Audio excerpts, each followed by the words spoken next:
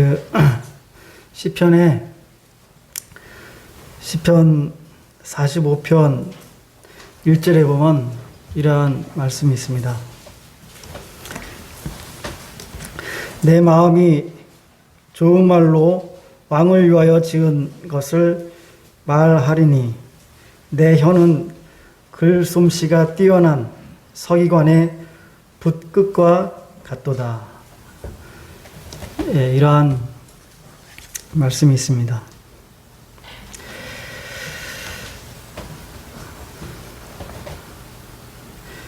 제가 이러하지 못하기 때문에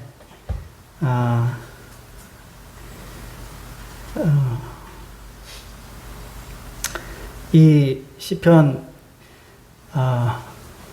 있는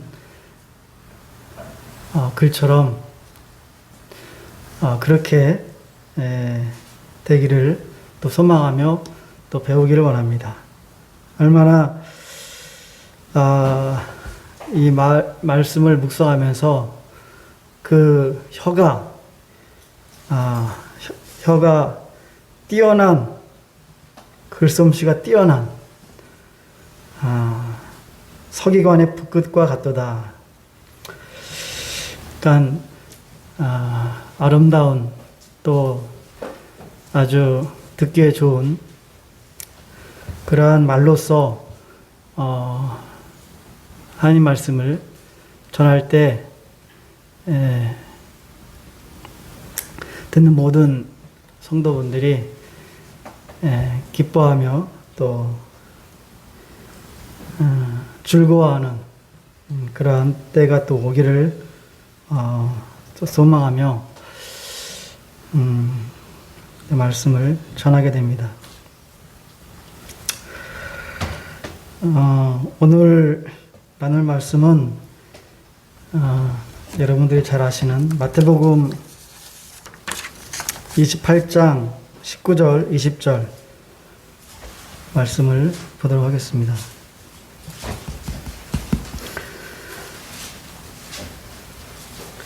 마태복음 28장 19절 20절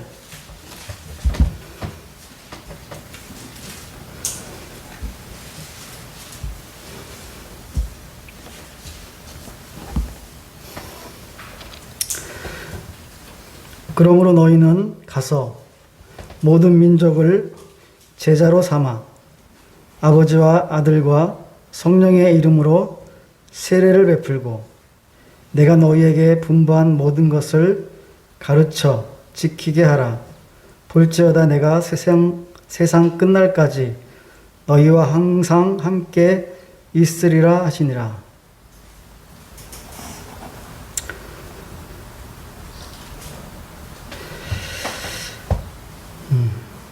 여기서 가르쳐 지키게 하라라는 말씀을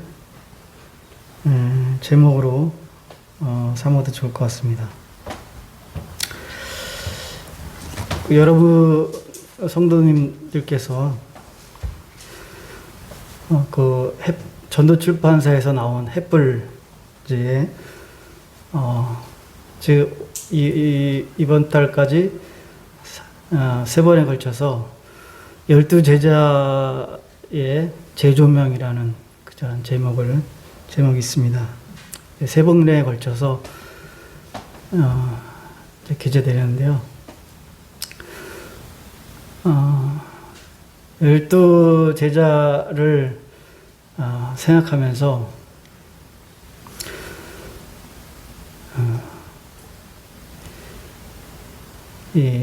그들이 이번 달에 이제 나오는 거 보니까 그들이 어떻게 순교했는가를 이제 나와 있습니다. 그들이 예수님께로 부름을 받았을 때 순교를 한다는 것을 그들이 알았을까? 라는 것입니다. 그들은 전혀 몰랐죠. 순교를 한다라고 생각했으면 그들이 따라가지 않았을 거라 생각합니다.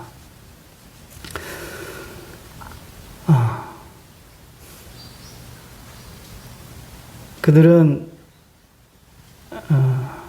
유대인이었었고 또 메시아를 기다리는 그러한 유대 민족이었습니다. 그래서 새로운 왕국이 도래했을 때 자총령 무베코, 좌측에 있고 우측에 있는 아주 높은 자리를 꿈꿨던 그런 사람들이었습니다.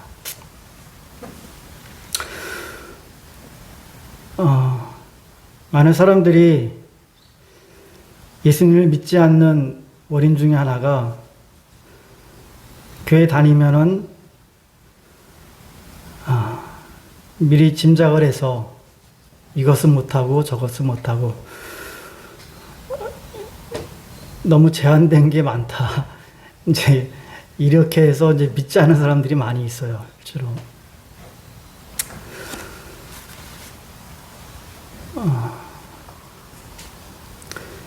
잘못 알고 있는 것이죠.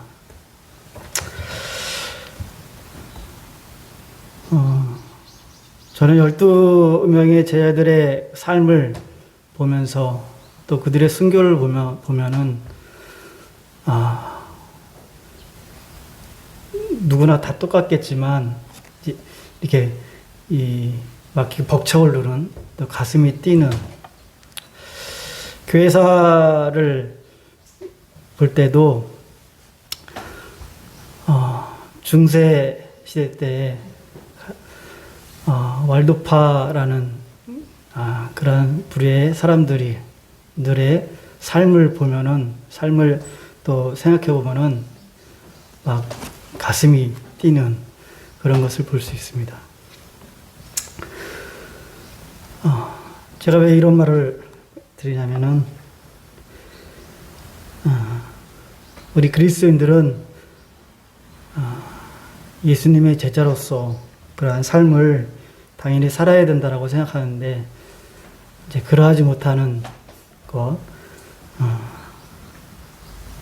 그렇게 믿음이 많지 못하는 것, 이런 것들이 너무나 부끄럽고 또 초라한 그러한 모습들을 보게 됩니다.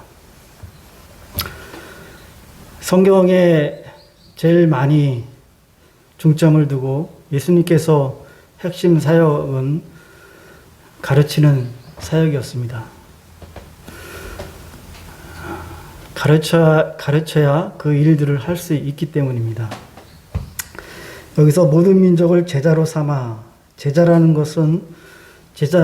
그 말 뜻에는 가르침을 받고 또 배우는 그러한 두 가지 의미가 있습니다.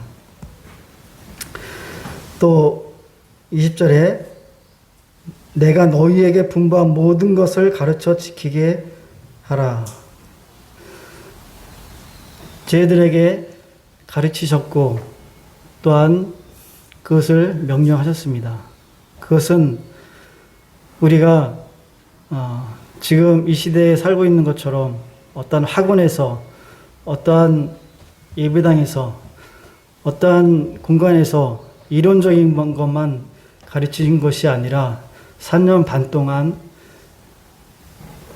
예수님은 12제자와 같이 동고동락하면서 그들에게 가르치셨다는 것이죠. 그들은 높은 자리를 꿈꾸면서 그렇게 참여했을지 모릅니다. 많은 기적들을 보고 또 고대를 했습니다. 그들의 모난 성격, 또 그들의 여러 가지 육신적이고 또 완성되지 못한 그러한 것들을 보면서도 주님께서는 끝까지 인내하시고 그들을 가르치고 또 가르쳤습니다.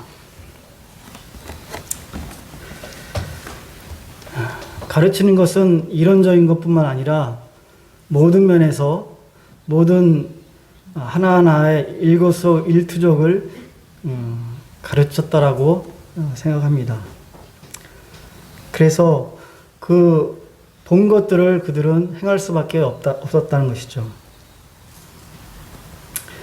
예수님은 이 땅에 사시면서 또 사역을 본격적으로 하시면서 가르치셨습니다.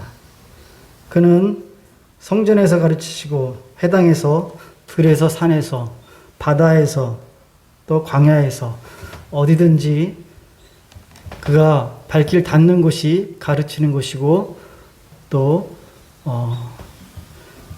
본을 보이는 그러한 장소였습니다.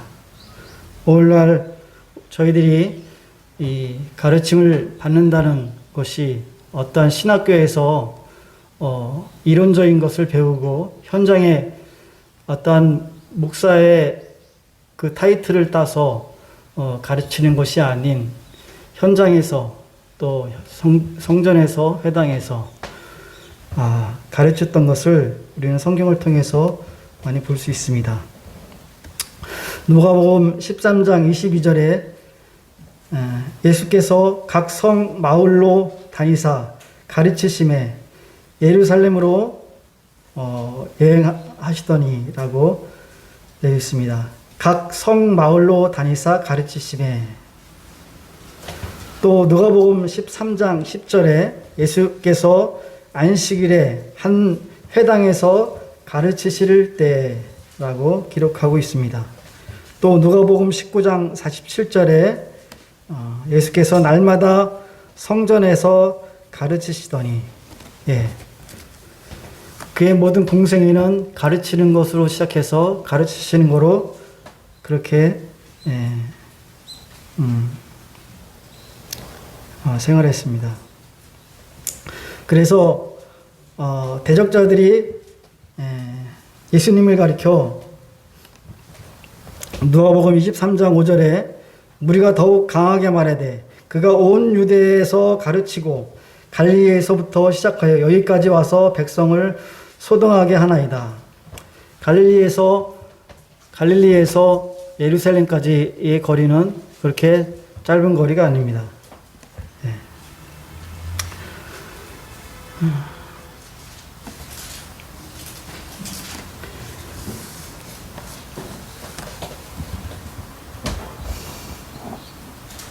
사람이 모태에서 태어나면서 우리는 여러분들이 다 겪었듯이 초등학교, 중학교, 고등학교, 고등교육을 자이든 타이든 그렇게 배워왔듯이 영적으로 태어났으면 이와 똑같은 원리들을 가지고 배워야 한다는 것입니다. 그냥 구원받으면 자동적으로 모든 성경적인 지식들이 내 머릿속에, 내 마음속에 들어온다는 것이 아닙니다. 영적으로 태어나면 우리가 육신의 교육을 받듯이 초등교육, 중등교육, 고등교육 이러한 말씀들을 배워야 한다는 것입니다.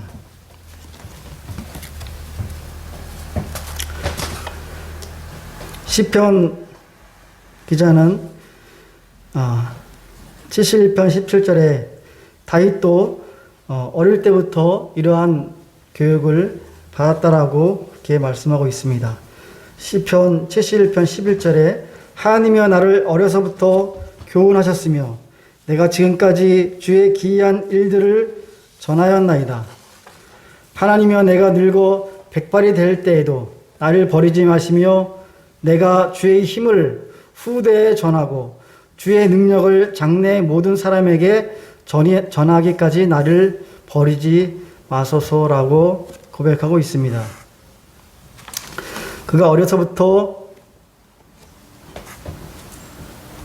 하나님에 대해서 배웠었고 그것을 그의 삶을 통해서 지키고 행하고 또 실천하였던 것입니다. 또 그것을 자기만이 혼자 아는 것이 아닌 모든 사람에게 전하기를 원했고 또 전하였던 것입니다. 디모데는 어려서부터 자기 부모와 또 조부모에게 또 성경을 배우면서 그렇게 자라서 그가 청년이 됐을 때 좋은 그러한 일꾼으로서 성장할 수 있습니다. 우리가 교회에서 어떤 봉사를 할 때 데모도라고 하는데 이제 이걸 이렇게 디모데라고 하죠. 디모데라고 이제 한 것은 이제 그럴 만한 이유가 있다는 것이죠. 어려서부터 무엇을 배웠는가가 중요합니다. 3살 버릇 80까지 간다고 했습니다. 어려서부터 담배, 술, 도박, 거짓말 이런 것들이 몸에 배었을 때 그것이 성장에서도 계속 간다는 것입니다. 그것은 몸에 우리가 인이 박혔다라고 하죠. 그게 쉽게 그렇게 없어지지 않습니다. 무단한 인내와 노력과 연습이 필요합니다. 학교에서만이 배움터가 아닌 또 집에서의 모든 그러한 부모로부터의 가르침 또 교회 모임에서 영적인 모든 것들을 배우는 그러한 것이 바로 교회의 장소입니다. 그래서 교회에서는 모임 안에서는 모든 것이 조심스럽고 말 한마디 한마디 하는 것이 모든 보는 사람들이 보고 듣고 사람들이 있기 때문에 그거를 어떤 인위적으로 하는 것이 아닌 몸에 배워서 그렇게 나타내야 한다라고 생각합니다. 직장 또한 우리가 모든 것을 사회의 여러 가지 것들을 배움의 장소라고 또한 볼 수 있습니다. 어떤 사람에게 무엇을 배우는가가 굉장히 중요합니다. 그것이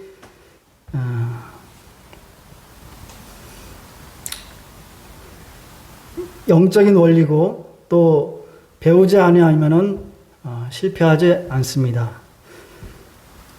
우리는 말씀을 보는 것도 배워야 되고 또 기도하는 것도 배워야 되고 또한 영적인 전쟁, 마귀와 싸우는 것도 배워야 합니다. 스스로 이것을 다 물론 말씀을 통해서 우리가 스스로 배울 수 있습니다. 성령님을 통해서 배울 수 있습니다. 성경에서 말씀하신 것 같이 로마서 15장 4절에 무엇이든지 전에 기록된 바는 우리의 교훈을 위하여 기록된 것이니 우리로 하여금 인내로 또는 성경의 위로로 소망을 가지게 함이라. 전에 기록된 모든 성경은 우리에게 교훈으로 주었던 것이고 그것이 우리에게 배움의 교본이고 또한 배워야 한다는 것입니다. 옛날에 이 성경 구절을 통해서 많은 시간들을 성경을 이제 보는데 활용했던 기억이 납니다. 그것은 디모데후서 2장 15절 말씀입니다. 디모데후서 한번 같이 보겠습니다. 디모데후서 2장 15절. 잘 아시는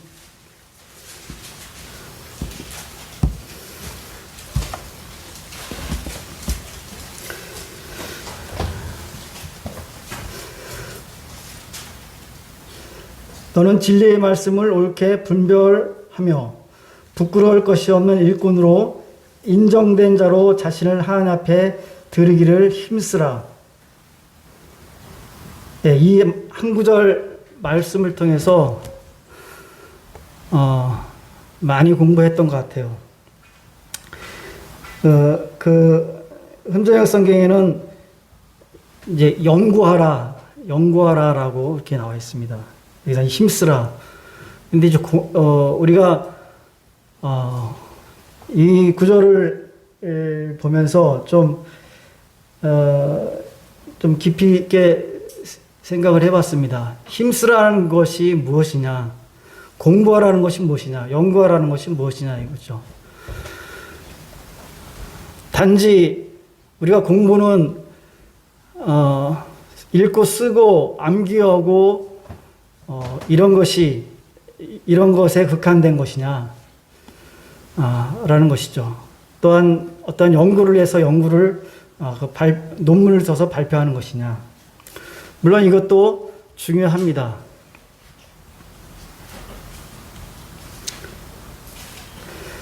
어떤 사람이 이 힘쓰라라는 그러한 단어를 가지고 이렇게 말한 것을 들은 적이 있습니다. 그것은 하나의 몸의 일부로서 드러나는 것이다. 드러나야 된다라고 그렇게 얘기를 했습니다. 어떤 것이냐면은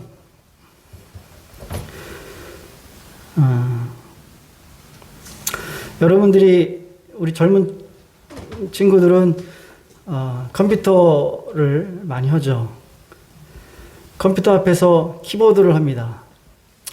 저는 이제 독수리 타법으로 이제 하지만 우리 젊은 청년들은 우리 사람들은 이 컴퓨터 앞에 앉아 있는 시간이 많기 때문에 이 컴퓨터 치는 그러한 속도가 엄청납니다.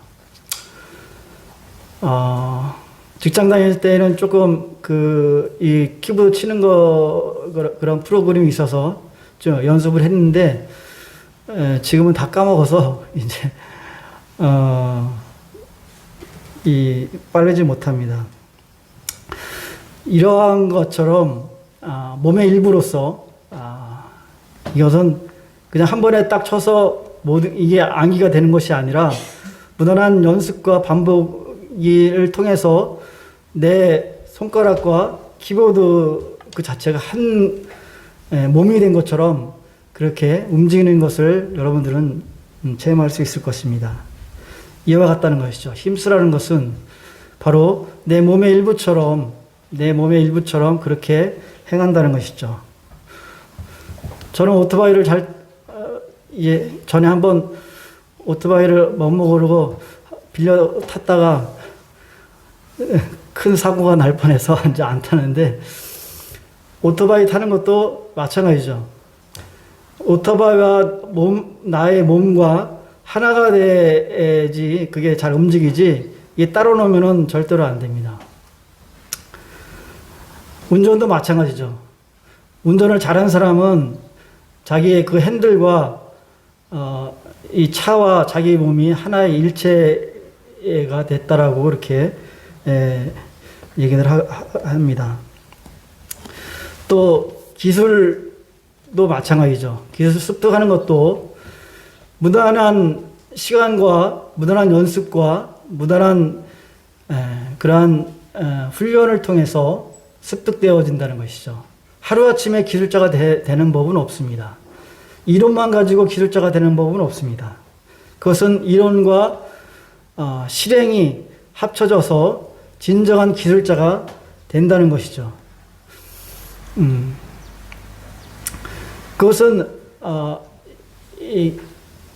우리가 이 건축을 하면서도 보아왔듯이 기술자의 손길이 닿는 것과 또 비기술자의 손길이 닿는 것은 차원이 틀립니다.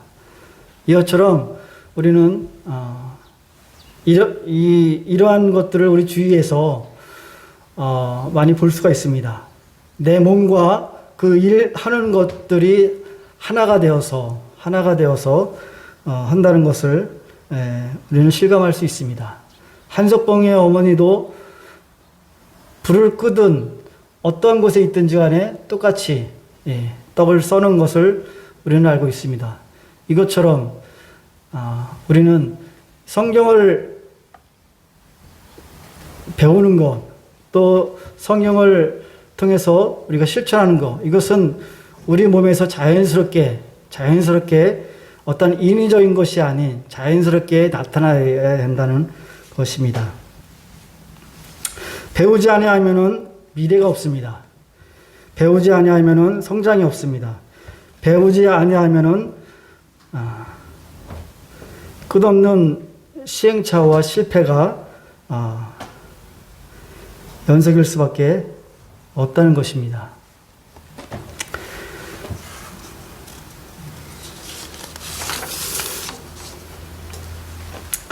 마태복음 28장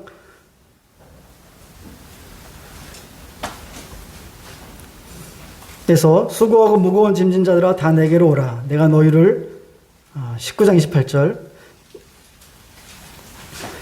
나는 마음이 온유하고 겸손히 나의 멍에를 메고 내게 배우라. 그리하면 너희 마음이 쉼을 얻으리라. 이게 19장인가요? 11장인가요? 예. 이런 것처럼 나와야 한다는 것이죠. 예. 알면 쉽습니다. 모르면 어려운 것이죠. 알면 쉬운 것이죠.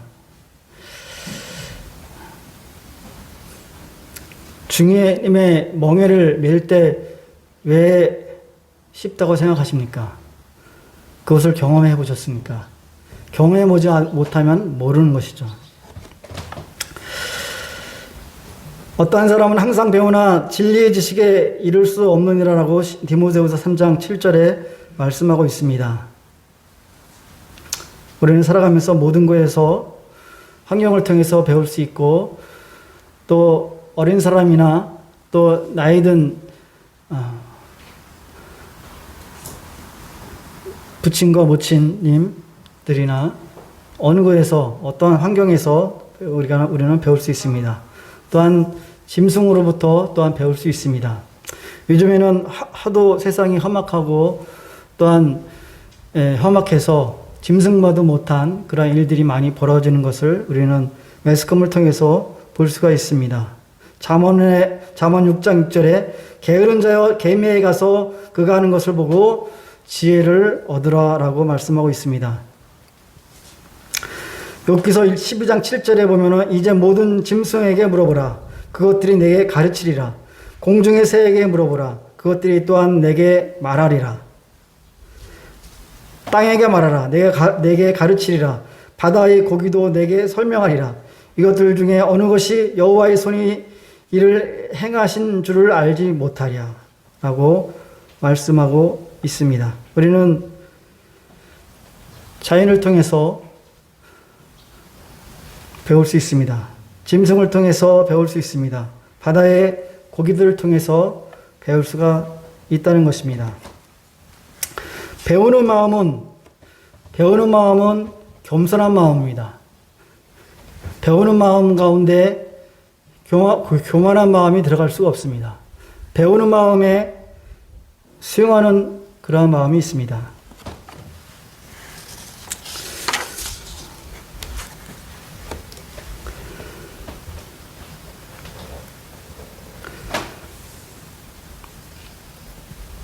그리스도인들은 배우고 또한 자기가 배운 것을 가르치고 또한 그것을 훈련하고 연단할 필요가 있다는 것입니다.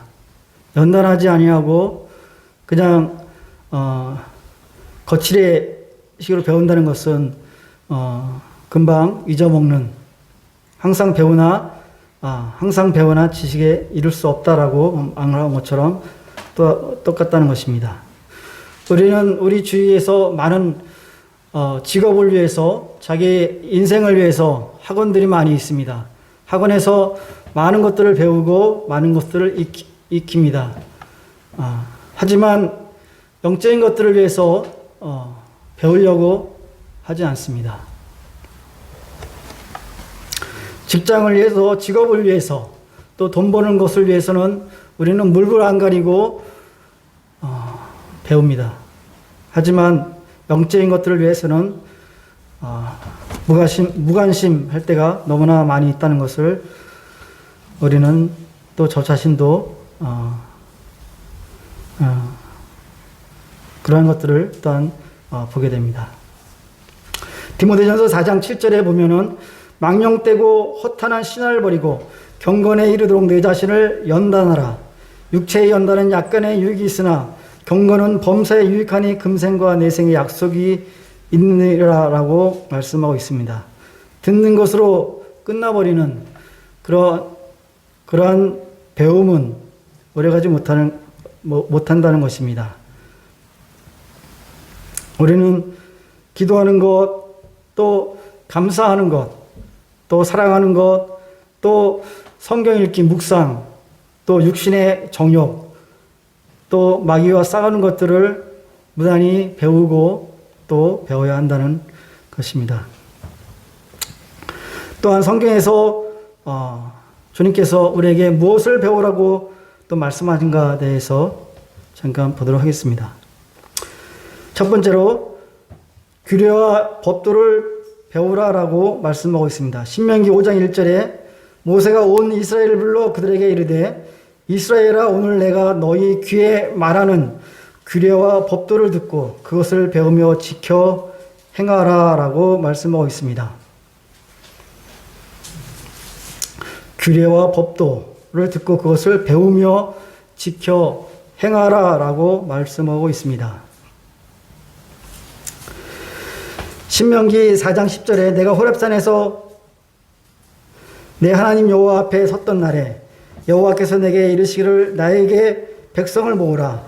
내가 그들에게 내 말을 들어주어 그들이 세상에 사는 날 동안 나를 경외함을 배우게 하며 그 자녀에게 가르치게 하리라 하시매.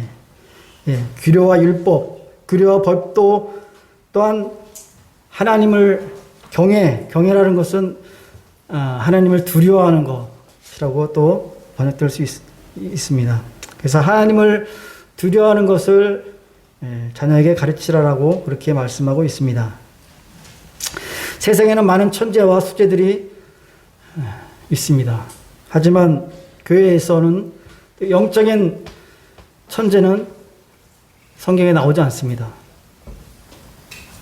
단지 신실한 믿음을 가진 사람으로서 표현될 뿐입니다.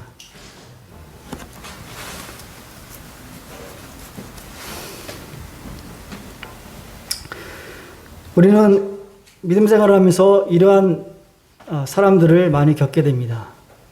어떤 일을 하면서 또 어떤 교제를 하면서 또 어떠한 같이 형제자매들과 함께 있을 때 육신의 모습들이 드러납니다.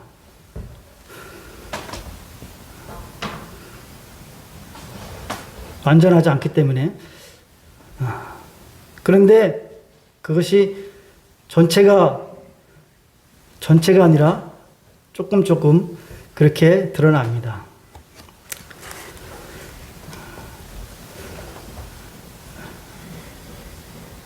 우리가 판단하는 것은 성경에서 판단하라는 말씀도 있습니다. 판단하되 정죄는 하지 말아야 됩니다. 우리는 실수가 있고 육신적일 수도 있고 그렇습니다. 제가 느끼는 것은 우리는 육신적일 수 있습니다. 하지만 육신적인 것들이 100% 차지해서는 안 된다는 것이죠. 어떤 사람 볼 때 저 사람은 이런 사람이었는데 말씀을 통해서 이렇게 바뀌었구나라는 것을 우리는 가끔가다 볼 수 있습니다. 그것을 통해서 우리는 배우는 것입니다. 그들의 생활, 그들이 하는 그러한 한순간의 그러한 모든 것들이 배움의 본이 되는 것입니다. 잘하는 사람, 신실한 사람들에게 시기의 대상도 아니고 또 경계의 대상도 아닙니다. 그것은 하나님 보시기에 좋고 아름다운 것입니다.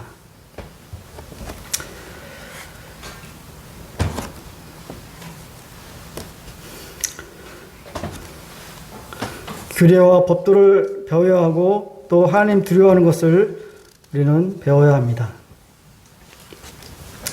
말씀을 통해서 우리는 인내를 배우고 절제를 배우고 겸손함을 배워야 합니다. 세 번째로는 고난을 통해서 배우는 것입니다. 고난을 통해서 배워야 합니다. 고난과 실패는 우리 인생의 큰 스승이라고 그렇게 말합니다. 고난을 통해 배우는 것은 자신을 신뢰하지 않고 하나님을 전적으로 신뢰한다는 것입니다. 여러분들 이러한 것을 경험해 보셨습니까? 경험해 본 사람만이 이 뜻이 무슨 뜻인지 알 수가 있습니다. 시편 기자는 119편 67절에 고난 당하기 전에는 내가 그릇 행하였더니 이제는 주의 말씀을 지키나이다. 고난 당하기 전에는 내가 그릇 행하였더니 이제는 주의 말씀을 지키나이다. 고난 당한 것이 내게 유익이라. 이로 말미암아 내가 주의 율례들을 배우게 되었나이다. 내가 주의 율례들을 배우게 되었나이다. 라고 고백하고 있습니다. 고난 당한 것이 내게 유익이 되어야 합니다. 그것이 원망의 대상이 되고 불평의 대상이 되어서는 아무것도 유익을 얻을 수가 없다는 것입니다. 사도 바울의 삶을 통해서 볼 때 그는 죽을 고비를 몇 번씩 넘겼습니다. 하지만 그가 죽도록 고생했다라고 말하지 않고 있다는 것입니다. 배운 것을 그 고난을 통해서 하나님의 의를 배웠다는 것입니다. 고린도후서 1장 8절에 형제들아 우리가 아시아에서 당한 환난을 너희가 모르기를 원하지 아니하노니 힘에 겹도록 심한 고난을 당하여 살 소망까지 끊어지고 우리는 우리 자신이 사형 선고를 받은 줄 알았으니 이는 우리로 자신을 의지하지 말고 오직 죽을 자를 다시 살리시는 하나님만 의지하게 하심이라 라고 고백을 했습니다. 사실 세상 사람들부터 또 믿음의 사람들로부터 고난을 당하죠. 어려움을 많이 당합니다. 하지만 그것을 유익으로 받지 아니할 땐 아무것도 남는 것이 없습니다. 또한 그것을 내 의지로 했을 때는 싸움판밖에 안 되는 것입니다. 오직 그것을 하나님에게 주님께 맡겼을 때 나의 믿음은 한 단계 성장하는 것입니다. 한 단계 한 단계 성장한다는 것입니다. 로마서 5장 4절에 우리가 환난도 기뻐하나니 환난은 인내는 체험은 소망을 이루는 줄 우리가 아노라라고 말씀하고 있습니다. 고난을 통해서 배우지 못함은 죽도록 고생만 했구나라는 것만 남을 수밖에 없다는 것입니다.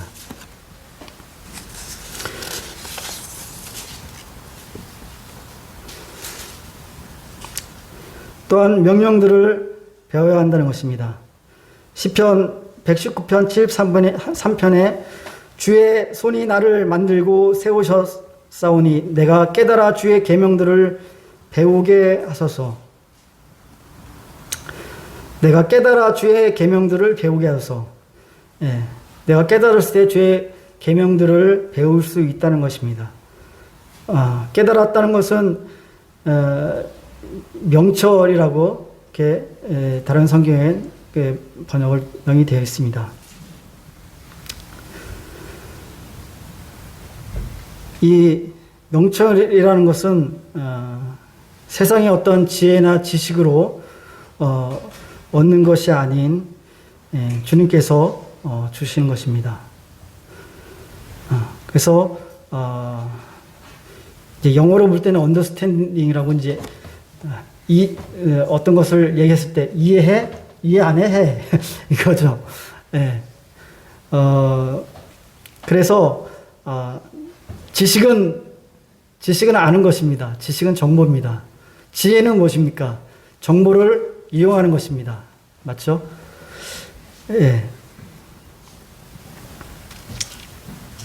명철은 주님께서 그 명철을 주시는 것입니다. 세상의 지혜로, 세상의 지식으로 그 명철을 아는 것이 아니다라고 말씀하고 있습니다. 그래서 우리는 명철을 구하고 또 그것들을 깨달을 수 있는 그것을 명령들을 또 명철을 통해서 명령들을 배울 수 있다는 것이죠. 순종을 배워야 합니다. 순종하기를 배워야 합니다. 히브리서 5장 8절에 그가 아들이시면서도 받으신 고난으로 순종함을 배워서 온전하게 되셨은즉 자기에게 순종하는 모든 자에게 영원한 구원의 근원이 되시고 라고 주님께서 그러한 순종의 본을 보여주셨습니다. 사람은 누구나 태어나면서 거역하고 죄는 가르쳐주지 않아도 자동적으로 하는 게 죄입니다. 본성이 그렇습니다. 그래서 사람 누구나 거역과 반역과 거슬리는 영을 갖고 있다는 것입니다. 이러한 것들을 없애기 위해서는 우리는 순종하는 것을 배워야 한다는 것입니다. 순종은 타고난다는 것이 아닙니다. 순종은 배워야 한다는 것입니다. 순종을 배워서 온전하게 주님과 같이 그러한 순종을 배워야 한다는 것입니다. 순종이 안 될 때는 될 때까지 하나님께서는 그러한 일들을 하십니다. 우리는 이러한 것들을 많이 볼 수 있습니다. 이 모임 안에서 순종이 안 될 때는 다른 모임에 가서도 그 똑같은 것들을 겪게 되고 계속 연속이 될 수밖에 없습니다. 순종할 때까지 그 일들은 계속해서 반복이 됩니다.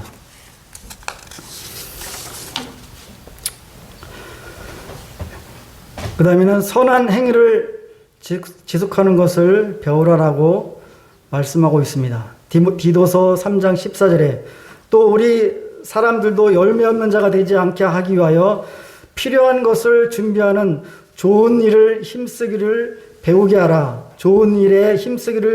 하라. 선행을 배우며 정의를 구하며 학대받는 자를 도와주며 고아를 위하여 신원하며 가부를 위하여 변호하라 하셨느니라 하고 선한 행위를 또 배우라라고 그렇게 말씀하고 있습니다. 이것은 스스로 되는 것이 아닌 배워야 합니다. 효도하는 법을 배우라라고 말씀하고 있습니다. 디모데전서 5장 4절 만일 어떤 가부에게 자녀나 손자들이 있거든 그들로 먼저 자기 집에서 효를 행하여 부모에게 보답하기를 배우게 하라. 이것이 하나님 앞에 받으실 만한 것이니라라고 말씀하고 있습니다. 효를 행하여 부모에게 보답하기를 배우게 하라라고 자녀나 손자 그것을 배우게 하라고 그렇게 말씀하고 있습니다.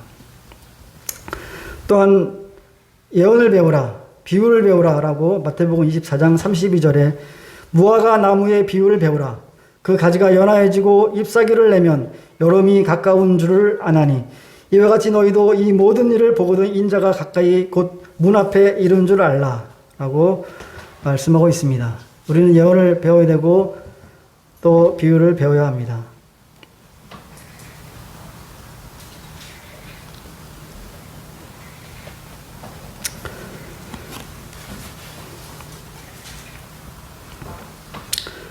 누구에게 배워야 합니까? 그것은 바로 성령님을 통해서 배워야 합니다. 교회 인도자들 통해서 배워야 합니다. 교회에 신실한 사람들의 본들을 배워야 합니다. 배우려 하지 않는 자를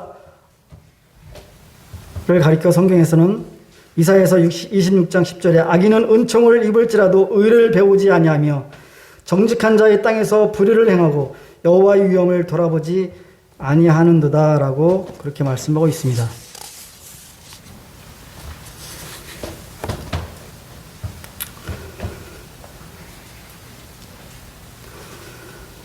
농사하는 사람들은 농사의 일을 배워야 합니다. 장사하는 사람들은 장사하는 법을 배워야 합니다. 군인들은 전쟁하는 법을 배워야 합니다. 시편 다윗은 이렇게 고백하고 있습니다. 시편 144편 1편에 나의 반석이신 여호와를 찬송하리로다. 그가 내 손을 가르쳐 싸우게 하시며 손가락을 가르쳐 전쟁하게 하시노다 라고 고백하고 있습니다.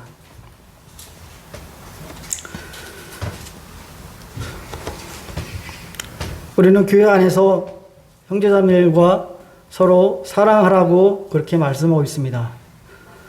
근데 아무런 지식 없이, 아무런 지혜 없이 사랑이 되지는 않습니다. 그것은 하나님의 가르침을 받고 서로 사랑하라고 그렇게 말씀하고 있습니다. 데살로니가전서 4장 9절에 보면은 형제 사랑에 관하여는 너희에게 쓸 것이 없음은 너희들 자신이 하나님의 가르치심을 받아 서로 사랑함이라. 예. 하나님의 사랑을 받고서 서로 사랑한다는 것입니다. 어떠한 감정적으로 사랑할 수 있습니다. 어떤 좋은 그런 면에서 우리는 사랑할 수 있습니다. 하지만 그 반면에 미워할 수도 있습니다. 서로 시기와 질투도 할 수 있습니다. 근데 지식을 통해서 서로 사랑한다는 것은 변하지 않습니다. 그것은 하나님이 그렇게 말씀하셨고 있기 때문에 내 감정과 상관없이 내 어떤 것과 관련 없이 어떤 이해관계에 관계없이 그를 사랑할 수 있다는 것은 우리가 하나님 말씀을 가르침을 받았기 때문에 그거에 대해서 순종한다는 것입니다. 고로에서 1장 28절에 우리가 그를 전파하여 각 사람을 권하고 모든 지혜로 각 사람을 가르침은 각 사람을 그리스도 안에서 완전한 자로 세우려 함이라. 예. 가르침은 완전한 자로 세우기 위함이라는 것입니다. 그 가르침을 통해서 자기가 높아지는 것이 아닌 교회에서 또한 주님 앞에서 완전한 자로 세워지기를 원하는 것이 세워지기를 원함이 그 가르침에 있다는 것입니다. 또한 우리는 그 교훈을 받은 대로 또한 감사할 수 있다는 것입니다. 우리가 오전에 예배 때 감사의 예배를 드렸습니다. 골로새서 2장 7절에 그 안에 뿌리를 박으며 세움을 받아 교훈을 받은 대로 믿음에 굳게 서서 감사함을 넘치게 하라. 교훈을 받은 대로 믿음에 굳게 서서 감사함을 넘치게 하라. 우리가 교훈을 받은 대로 우리가 배운 그러한 풍부한 지혜와 지식과 또 삶의 경험을 통해서 우리는 감사가 넘쳐야 한다는 것입니다.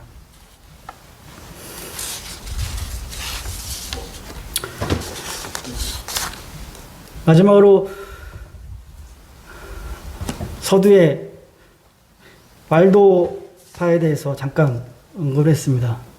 저는 교회사 전체적으로 다 알지는 못하지만 그러한 믿음의 선배들의 어떤 믿음의 정신, 배움의 정신, 또 순교의 정신을 들을 때, 읽을 때 가슴이 또 벅차오릅니다. 그 왈도파 중세에 한 6세기 정도, 600년 정도 굉장히 부흥했던 그러한 사람들이었습니다. 그때 하나님께서 그들과 함께 하셨고 그들을 통해서 일하셨고 또 많은 부흥이 있었던 것으로 우리는 알 수 있습니다.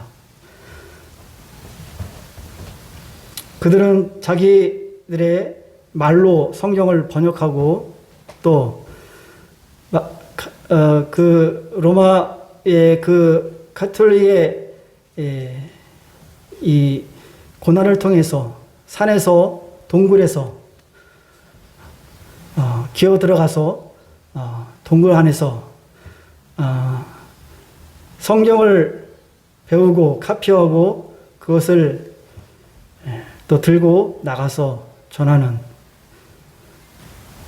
또